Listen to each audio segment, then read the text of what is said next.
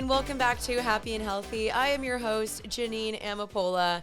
If this is your first time listening to my podcast, welcome here to Happy and Healthy, where this is a podcast all to help you be happy and healthy in all aspects of life. Mentally, physically, spiritually, and emotionally. And I just love this podcast. We post these every single Tuesday on YouTube, Anchor, iTunes, I guess it's called Apple Podcasts, and Spotify. So you guys can listen to it as well as watch it. And I would love if you guys could subscribe to the podcast and leave a review if you're loving this podcast. To me, truly, this podcast has been one of the greatest blessings to me. I've just seen so much fruit from it. It really genuinely makes me feel so fulfilled. And that's just why I love it. I'm filming this on a Thursday, and I'm not gonna lie, I'm feeling a little down today, and I think I'm gonna be doing a whole nother podcast on that of just what happens when life is down or sad or when you're not feeling your best.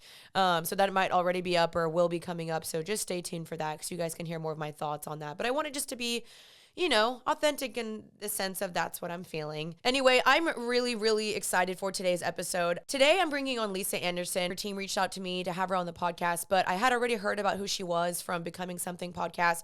I listened to that episode where she talked about how she's never been married. She's definitely more older and wiser and has amazing advice just on singleness because she's never been married. And I'm sure, people look at people that are potentially older and they're like, what? Like, you never been married. Something's probably wrong with you. She said she's also single and she does dating advice. She also owns this book or has written a book called The Dating Manifesto, a drama-free plan for pursuing marriage with purpose. And she just is super, super wise and has advice for people that are going through a single season. And she's done this like very, very well. I know when we're in our 20s, we can feel like life is ending when we're not in a relationship or you see all your friends getting married or engaged. And I know I feel the same way. And I do think it's okay to feel sad that you're not dating or you don't have any contenders or that, maybe your relationship ended or that dating is hard or that there's no possibilities in your city or whatever the case may be. I think that feeling is natural to feel, but it's now figuring out how do we navigate that? How do we be okay with singleness? How do we navigate the dating scene? And I think it's cool to bring on someone older and wiser that's done that and that's been through that and that's clearly, I wouldn't say perfected it because I don't think any of us can be perfect at anything, but someone that's really lived it out and might have some really good concrete advice for us. And I know I probably need to hear some of this. And I know that there's a lot of girls out there that DM me and I see on my Buy Try page all the time. And I got this pretty crazy email randomly about 2 weeks ago, and someone had emailed me and they basically just said, Janine, like, I am doing everything all the books tell me, I'm trying to invest in myself and I'm working out and I'm going to church and I just feel so sad that I'm single and almost making it somewhat maybe perhaps an idol. And maybe that's something we'll talk about is how do we not make relationships and marriage an idol? How do we not make that the end all be all, And so getting this girl's email really broke my heart because I believe that, she's not the only one that feels that. I know I've felt that so many times. And if you listen to this one episode that I recorded back in May last year, I said I was really sad seeing all my friends getting engaged. And I asked the Lord, I said, Lord, like, when is it my time? Like, I felt genuinely so, so sad. And I think that's okay to feel that way. And so I am excited for today's episode. I'm really praying and hoping that this episode will help someone out there that's either dealing with singleness or loneliness or comparison to other people's relationships, or that's just really craving a relationship or marriage or that desires that. Like, how do we navigate that? And I'm just super, excited and curious to hear what Lisa has to say. So let's go ahead and bring Lisa on. And I really hope you guys enjoyed today's episode. If you do, let us know on the Happy and Healthy Instagram. That's just Happy and Healthy Podcast. And my Instagram is Janine Amapola. You guys can do that. Let us know there. And I'm so looking forward to chatting with her. So let's go ahead and bring on Lisa.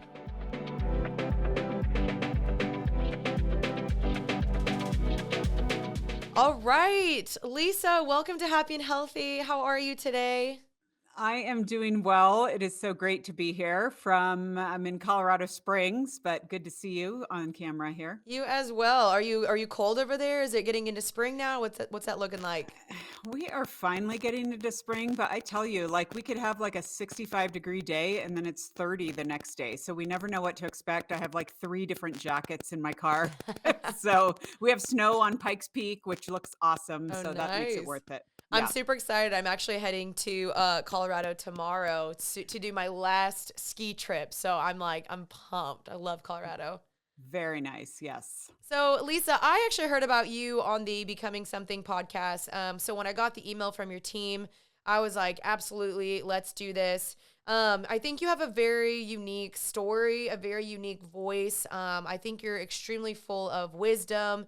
And I just think that there's a lot of girls struggling with this topic today. I know when I get DMs or when I get requests for future episodes, it's often about this topic of singleness. And really, like, why I wanted to do this podcast was because I got an email from a follower of mine, and it was just honestly one of the most gut wrenching emails of just pure sadness. And I grieved with her as I read it. And she basically, and I won't out her name, but she basically talked about, I have been trying everything possible. I've been going to young adult nights. I've been going to churches. I'm trying to make friends. I'm getting coffee. Nothing is working. I am so lonely.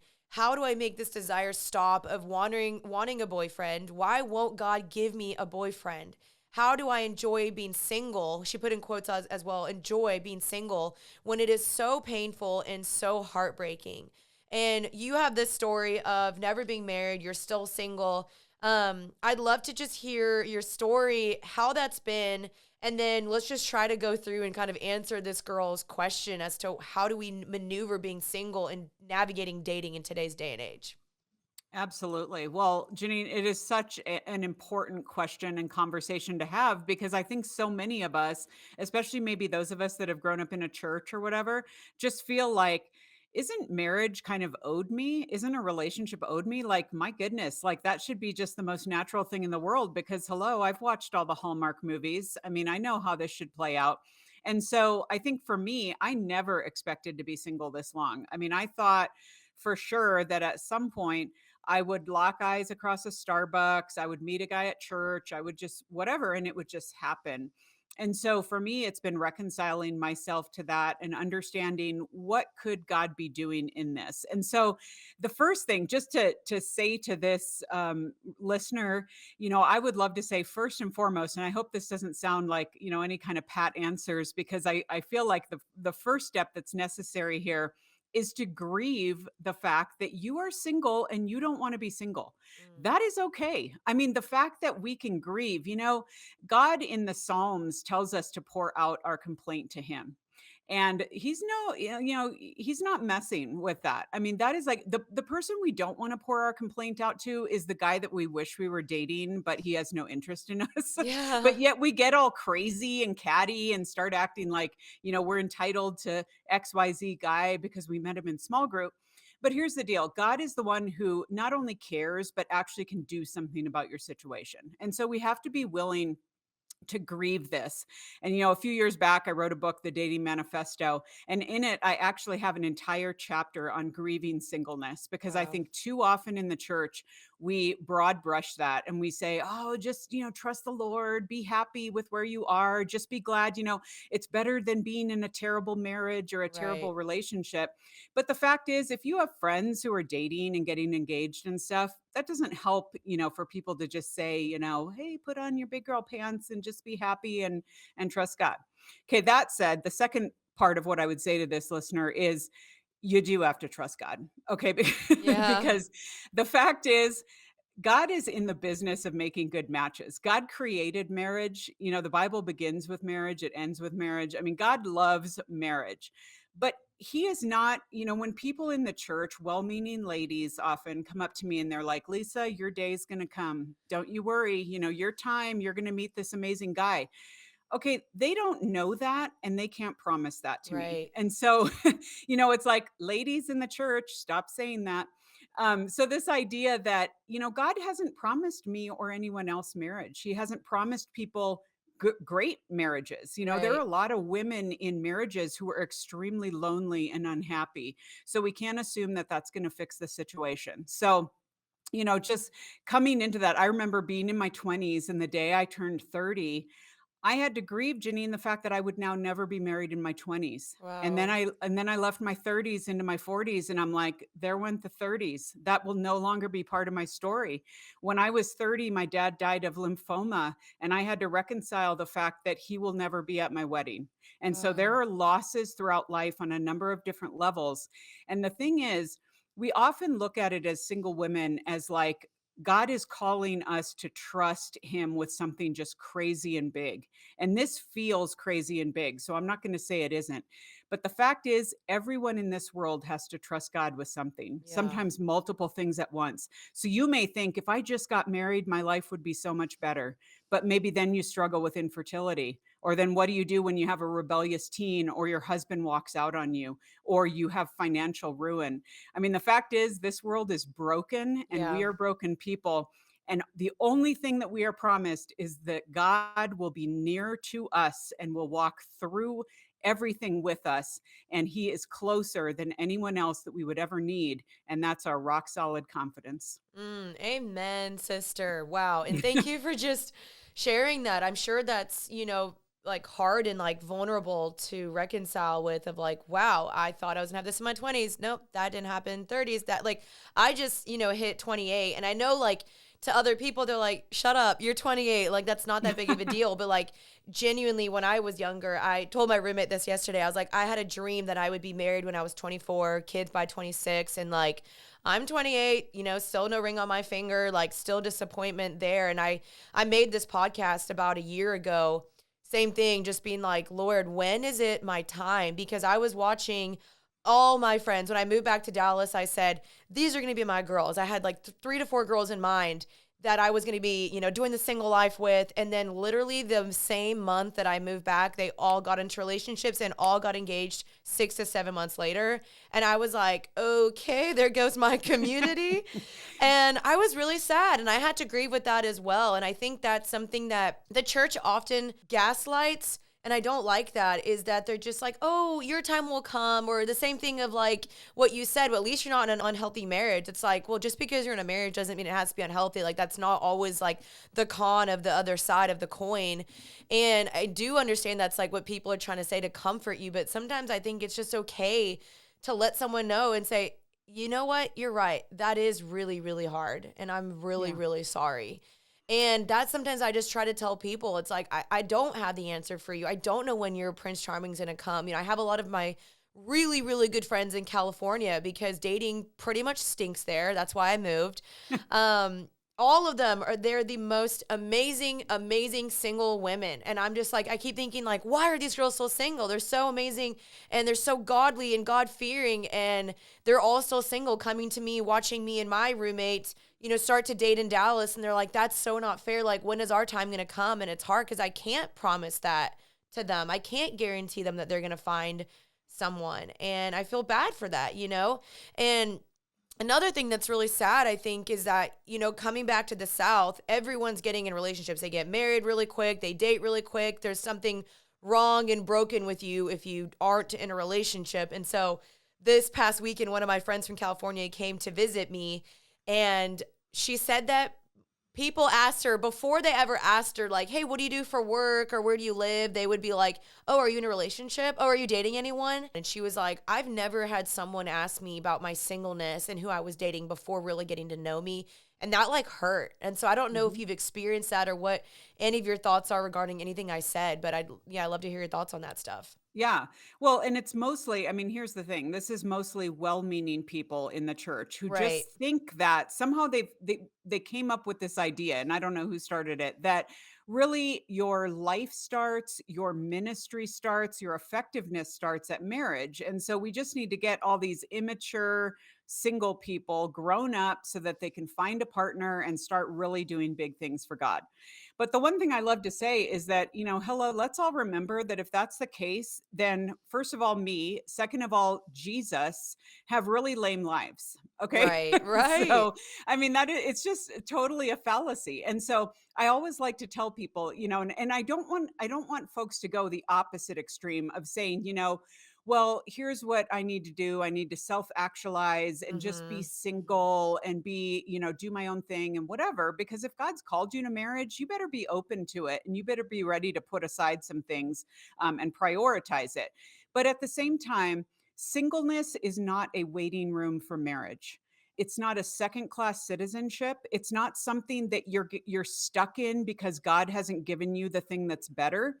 It's different. You're going to be single and you're going to have some really awesome things about your life and some really hard things. And then you get married and you're going to trade those awesome and hard things for other awesome and hard things. Mm. So it's not better, it's not worse, it's just different. And God is going to use you in ways in a single season, whether it's super short or whether it's longer, that he can't do when you are eventually married. And so and that's why I often tell people in my audience at Boundless, I say, rock out whatever you have going on now, because this is the opportunity for you to dig in, like to your past, for example. Figure out the cycles that you inherited from your family that you need to Yeah. break. Figure out the baggage that you have accumulated in go nowhere relationships, in your own sin patterns. Go after that, because the healthier you are, the healthier person you are going to attract, and the more Mm. opportunity you have to jump into effectiveness in ministry once you do find a life partner. Today's episode is sponsored by BetterHelp. And y'all, if you don't know what BetterHelp is, I definitely think you guys need to know what this is. BetterHelp is a customized online therapy that offers video, phone, and even live chat sessions with your therapist. So you don't even have to see them on camera if you don't want to, which sometimes it's kind of nice. I know with the whole, Zoom situation, I think everyone's a little burned out from that. Just so y'all know, it is much more affordable than in-person therapy. You can be matched with a therapist in under 48 hours. I am a huge advocate of counseling. I did counseling 2 years ago. I still meet with someone like once a month. It has changed my life. And even if you're a Christian, you can find someone that is geared towards your faith or your religion.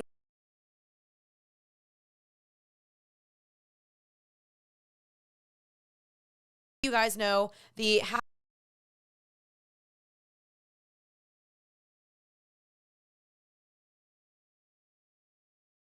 slash healthy. Y'all are going to love it. Basically, what it seems like you're saying is like the grass is not always greener on the other side. And, No. I think I've experienced that too. You think like a relationship will satisfy, it'll satisfy, but now you're bringing on another person's problems and their anxieties and their stress. And it is not always green on the other side. And that's what social media will promise you or, try to tempt you to think that. And then you get it and you're like, wait, is this all that there is? And that's Yeah. why I just believe, relationships and all this stuff was never meant to satisfy. But I do think, obviously, it's a good thing. God loves marriage. He designed marriage. I think that's a beautiful thing. I desire marriage. And I'm also waiting, like, Lord, when's my time? But I also don't want to Yeah. go in naively believing that this will solve all my problems and all my unhappiness. And I think that's basically what you're saying, too, is like, get yourself healthy because you're not going to enter into a marriage and that's going to solve your unhealthiness. Like that's just going to expose it. It's going to expand it. So many Yeah. other different things.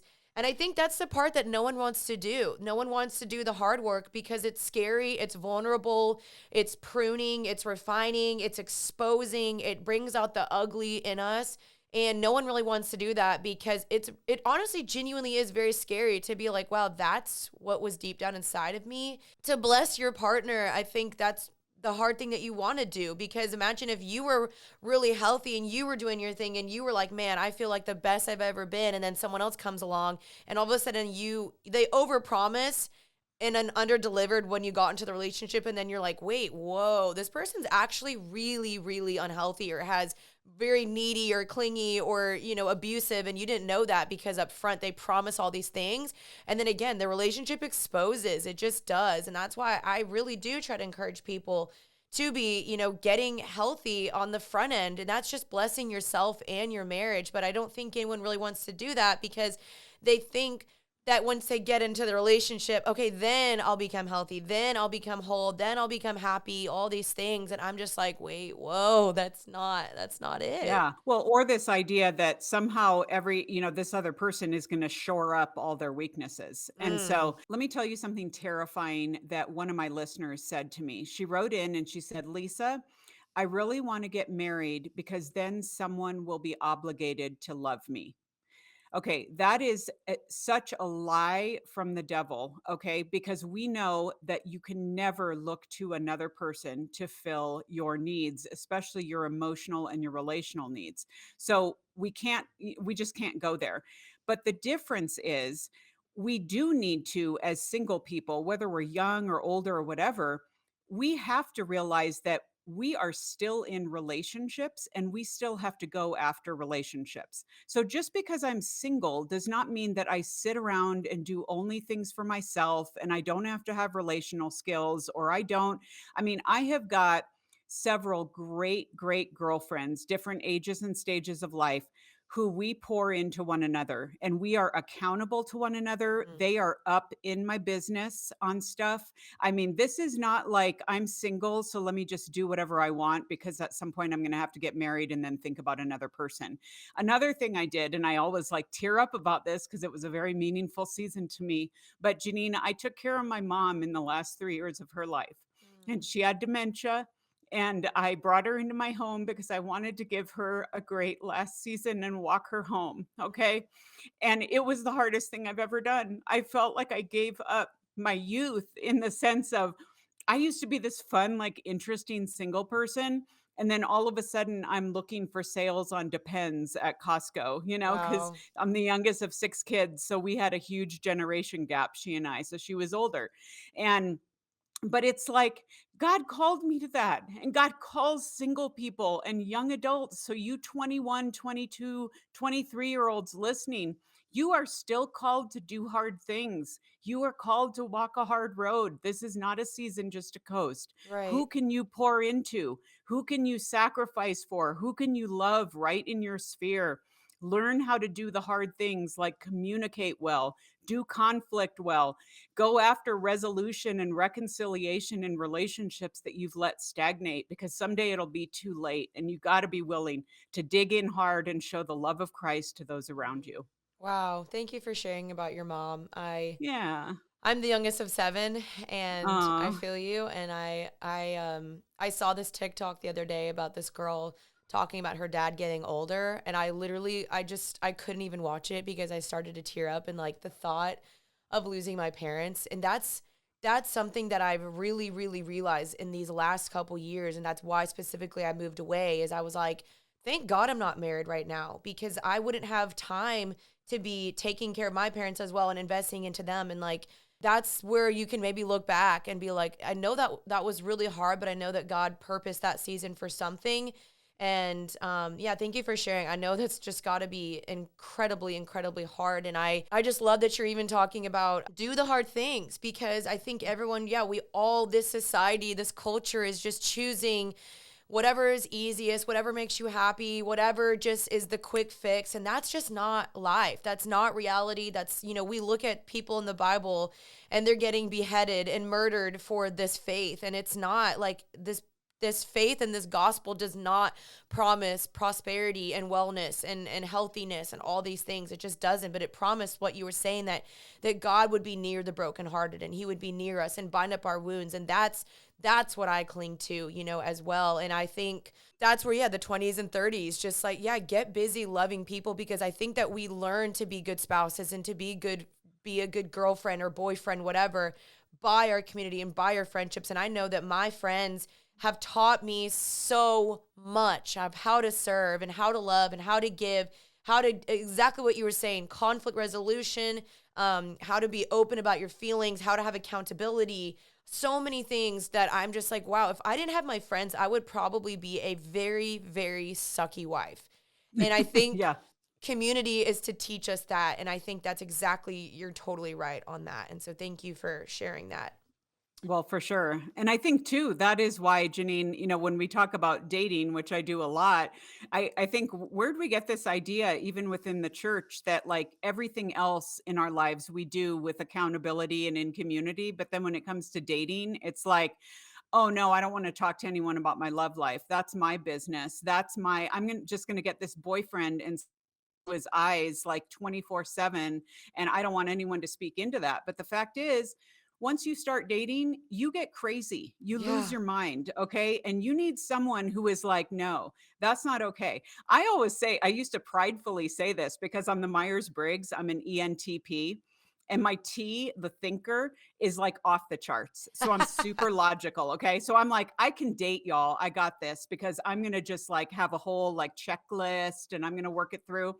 No, I started dating guys and I would just become this other like weirdo person who all of a sudden is like making excuses for loser guys. I mean, I was like dating, my friends are like, well, what about, we're not too sure about this guy. We're not too sure about what he said about this. And I'm like, oh no, you don't know him like I do. Don't worry. Right. I got this. He just maybe doesn't want to make me feel like XYZ. And Yeah. there, I actually had a friend, or a group of friends who had to stage an intervention with me while dating Wow. one guy. They sat in my living room and I said those exact things. And they're like, or Lisa, he's a jerk and you need to dump him. And I was all offended, Right. because I thought, like, I know how to pick a boyfriend. What? And so it's just, we've got to get objective eyes on our relationships and have other people speak into them. Absolutely. I think you're so so spot on with as soon as they get in a relationship, it's like, nope, I'm out. Or like your friend just disappears and you're like, well, never see you again because they're with their boyfriend every waking moment of their life. And I think that's a little unhealthy. And I know that I've had a moment like that too. Same thing. I had some friends sit me down. This I'm not going to call any names, but this man that I, was with, and they were like, you are leaving this person. And I Mhm. needed that. I mean, I was too scared. I was in this extremely toxic, unhealthy relationship full of abuse. I didn't know how to get out. And my friends were like, we are forcing you to leave, and my parents. And I look back and I'm like, praise God for accountability in people. And I know no one wants that, but at the end of the day, I mean, we need that. And I'm so, so thankful for that. Yeah. So something that I really want to ask you is, you said you're in your 40s now and you've been single. So like what have been the things that you've gone through this journey that have truly helped you, or when things did get hard, what did you cling to? What really did make you feel a little bit better? And like what's just kind of gotten you through this season of singleness for maybe someone that's sitting in that right now and they're like, yeah, you've gone through this for a long time, but I'm sitting in the trenches. Like how can we, find hope during that season, and what has kind of gotten you through that? Yeah.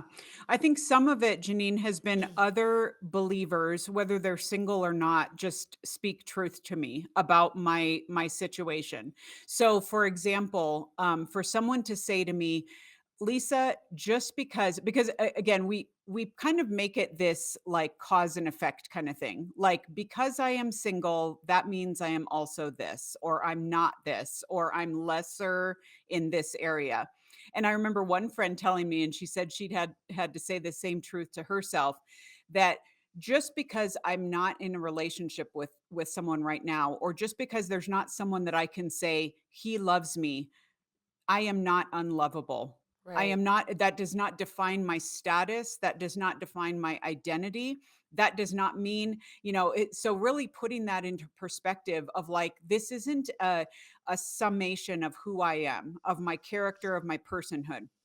I think that's another lie that the culture tells us, Janine, is this idea that like our sexuality, our relationship status, it's like the biggest thing about us. Who says? God doesn't Right. say that. That's why when we get into all this gender identity stuff, we get into relational quagmires, we're just choosing to believe that that's where we get our identity, and it's just not true. So beyond that, there are a couple other things that I've had to think through, and that is looking down and actually objectively assessing my life as it is. So sometimes I'm just like a list person. I love doing this. So I will sit down and I will just say, what is super awesome about the season I'm in right now? And I just start writing things down because Mm, I will be able to find them. And there are plenty I could also do a list about what's not great, okay? But but I don't need to do that. That's gonna be the script that's always running through my head. Yeah. So here's what I need to do. I need to say, what has God given me? What has God blessed me with? And the converse of that, I actually did a blog post on this for Boundless. What hasn't God given me that has turned out to be an absolute blessing? So Wow. I did my blog post was titled Thanks for Nothing. We'll say like, well, thanks for nothing, but I actually wrote down the things in my life that I have been denied and how ultimately it was for my good. So Wow. we've got to be willing to state those things because they are there and we can live in that truth. The other thing that is so necessary, I alluded to before, is to be in relationship. So if you are a single woman, single guy, whatever, you need to get your tribe. Single ladies, you got to get some other single women friends who are in the same stage of life as you. Otherwise, you're just going to be hanging with your mom friends and being like, why don't I have Mm. kids? Why can't I, Yeah. shop shop for my kids and whatever. Okay, have those married friends too. We don't want to just be in like some singles ghetto and just the blind leading the blind. Okay. You Right. want to have friends from all different ages and stages, but you got to have your tribe and people that are just walking through life with you and loving you and praying for you. So have those people that you are pouring into and that then can pour into you and realize that there's going to be again a reciprocity to that and being able to have those relationships is so important. And then finally, and this sounds like just totally weird and dark, but I have actually found do you guys realize that in scripture, it actually talks about when Jesus returns and we are with him, there is no marriage in heaven, y'all. The playing field will be leveled. Marriage is only an earthly picture of Christ and his church. Okay. Wow. We make it way, way, way, way, way too big. Okay. We will all be single in heaven. And so we can chill. And it doesn't mean, I mean, there are some people again who have a limited view who are like, well, Lisa, I can't go through this life not being married, or I can't go through this life not having had sex. I can't go through. Well, you know what? Take that up with the Lord because I think he's going to tell you I think he's going to tell you something differently. I Right. think he's going to tell you that what you are called to do is to trust him with every moment of your day and let him tell you what you're about and what you're going to be up to and what that means. Because we've got like 75, 80 odd years, y'all. This is not the be all end all. We have got an eternity ahead of us with Jesus Christ for those of us that love him and are committed to him.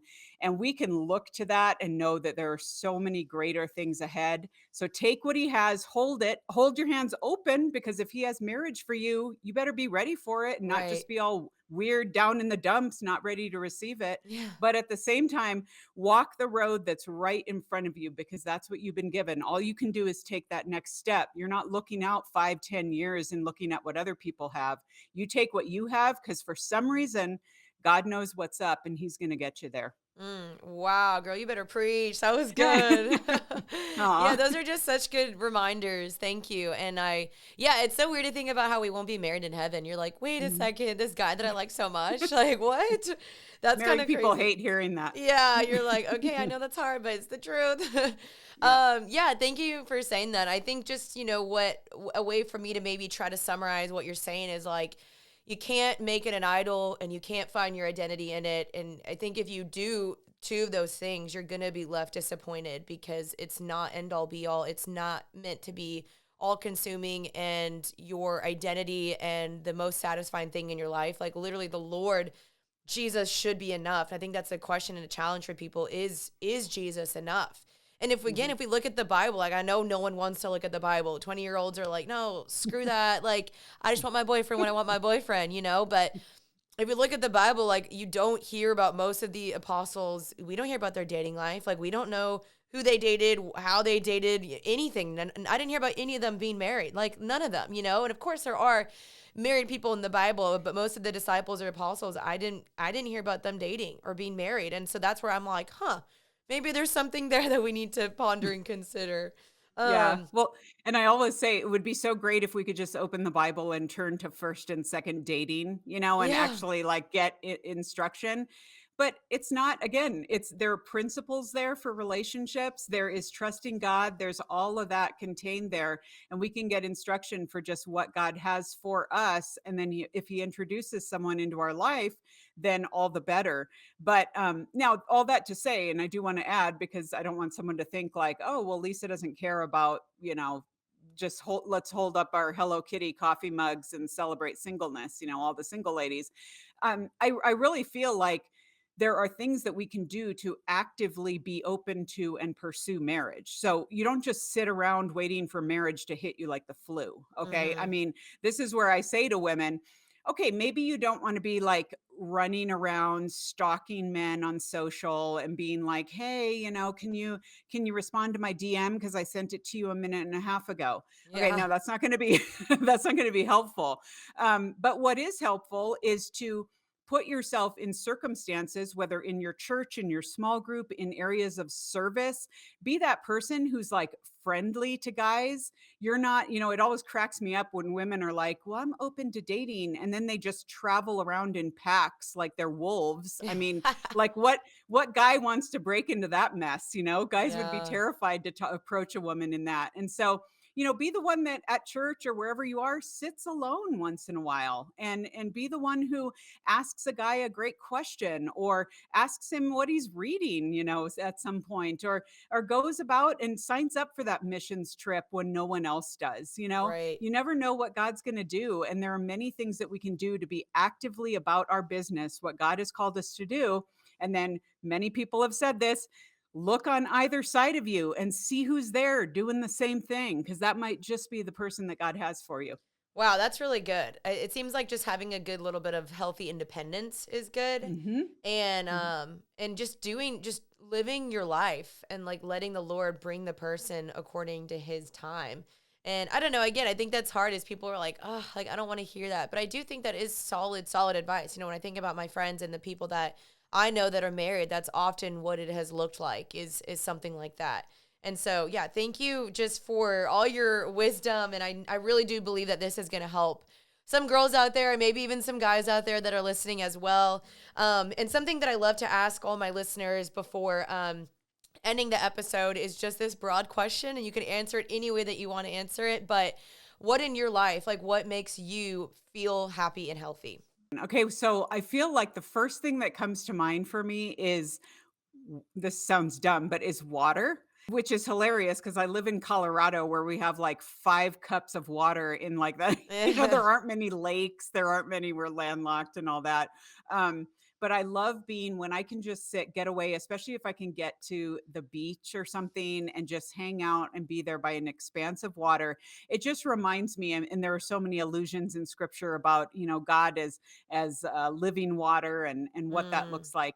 It's just a reminder to me of constantly being attached to a source, and I would encourage everyone, if you never have read John 15, Ugh, that's the my story of the favorite. vine, what it means to be actually plugged into our source of life. And it takes away all the striving and performing, because all we're doing is plugging into Jesus. He's producing the fruit in us, so we don't have to be conjuring up all this weird fruit. So Mm-hmm. that's definitely one thing. One thing I will say, as far as just general happiness and healthiness here in Colorado, is I have got across the street from me several trails. I hit the trails even after work. I put music on, I sing. I like to be in conversations with other people. I will literally see people on the trail, and all of a sudden I'm asking them questions. And I guess it's a good thing I host a show, because I love learning about other people. So just being in relationships and having that opportunity to move and have fun with people that I love.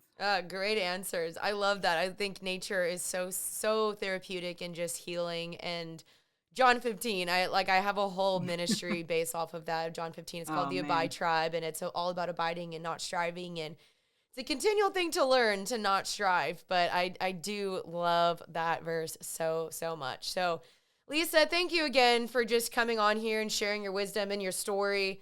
And I'm believing the best for you and believing that the Lord's going to show up. And thank you just for blessing my listeners as well. And I'm looking forward to just getting to follow you and seeing more of what you're up to and just what the Lord continues to do in your life. And just thank you again for everything. Thank you so much. Such a great conversation. Oh, I love it. I love it so much. Well, you guys, thank you so much for listening. I post these every Tuesday, and you can tune back in next Tuesday. Until then, stay happy and healthy. Bye, y'all.